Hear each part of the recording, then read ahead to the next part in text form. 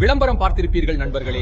என்ன சூழ்நிலையில் இருந்தாலும் நான் சொன்னேன், மோடிஜி எங்களை வீட்டுக்கு அழைத்து வருவார், மோடிஜி போரை நிறுத்திவிட்டார் அப்பா. நாட்டு மக்களின் மூளையை மோடி அரசு எப்படி பயன்படுத்துகிறது என்பதற்கு இது ஒரு சிறந்த உதாரணம்.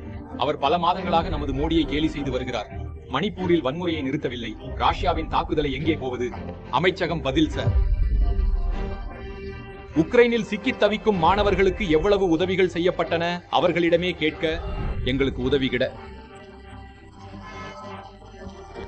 ஆனால் உங்களை மூளைச்சலவை செய்ய அவர்களின் அறிவிப்பாளர்கள் என்ன தந்திரங்களை மீண்டும் மீண்டும் பயன்படுத்தினர்? இந்தியாவின் வேண்டு சமூக ஊடகங்கள் 3 மணி நேரம் போர் நிறுத்தப்பட்டதாக ரவீஷ் அங்கர் பிரசாத் கூறினார்.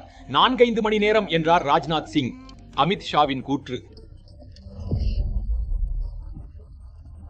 உண்மை என்னவெனில், மொத்த ஊடகமும் நம் மடியில் அமர்ந்திருப்பதால் இங்கு முக்கியமில்லை. இன்னும் நேரம் இருக்கிறது நண்பர்களே, கண்களை திற.